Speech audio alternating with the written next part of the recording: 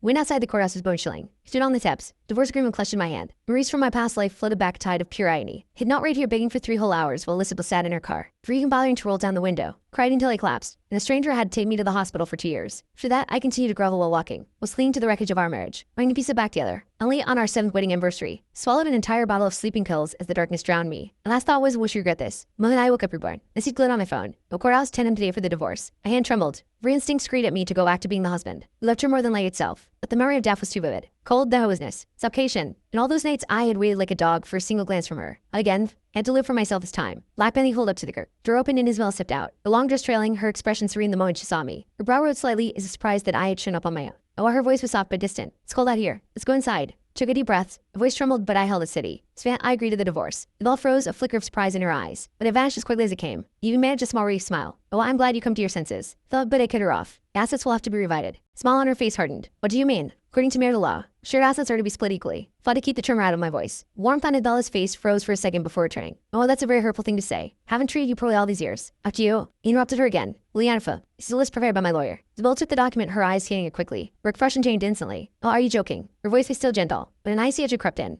Thought you would finally learn to be reasonable. See, now you were just waiting for this. Just asking for what I deserve. What you deserve. Said her tone like she was scolding a child. Oh, what have you done for this family in the last 3 years? Hide at home all day with that obscure research of yours. Any mama living in my house using my resources. I'm willing to give you $1 million in this divorce. You should be grateful not trying to carve up my assets. Her words were daggers. She welled in my eyes. You had said the exact same thing in my past life. You called me a parasite. Said I was unworthy of her. You said I had nothing but a pretty face back then. I believed her. Truly thought I was worthless. At the time, Miss Vance said, taking another deep breath. You have 2 months otherwise. See you in court. With that, I turned and walked away. The lace felt weak and my heart was pounding so hard. Felt like it would burst from my chest. Gritted my teeth and forced myself to walk 10 meters. Before I dared to stop, tears streaming silently down my face. It was the first time in my life. Hadn't given him back at home. Collapsed onto the sofa, my entire body shaking. Looked around at the house I had meticulously decorated for 3 years. Every corner held a piece of my soul. Said of active malls in the city. He had pulled countless all-nighters to build them. Ibela's only comment had been a dismissive. Your ethical project proposals for her committee. Was the one who stayed up all night researching, analyzing the market and creating the frameworks for her. Her hot collar gowns in the walk-in closet. Had ironed every single one by hand. Ensuring not a single crease was out of place in my last life. Did these things until the day I died. You never once said, thank you for your hard work. My phone buzz. It was a message from Isabella. There's an important company. I'll tomorrow night be ready in your suit at 7 to accompany me. Old me would have instantly replied, of course. Thinking it was a sign she wanted to reconcile. Would have spent the entire day preparing. Stood by her side like a perfect accessory. Saying all the right things, smiling a perfect smile. I stared at the screen. My fingers trembling for a full 10 minutes. Picking up my phone dimmed as I stared at Isabella's message. Fingers still trembling from the aftermath of our courthouse confrontation. For a decade, 3 years of groveling, 7 of a merit that had been a one-sided sacrifice, I would have jumped at the chance to accompany her to a gala. I would have pressed my best suit, polished my shoes until they shone like mirrors, and practiced a smile that never reached my eyes, all in the futile hope that this time she might see. Not as a parasite, not as a pretty face leeching off her success, but as the man who had built the foundation of her empire with sleepless nights and broken dreams. But that man was dead, drowned in a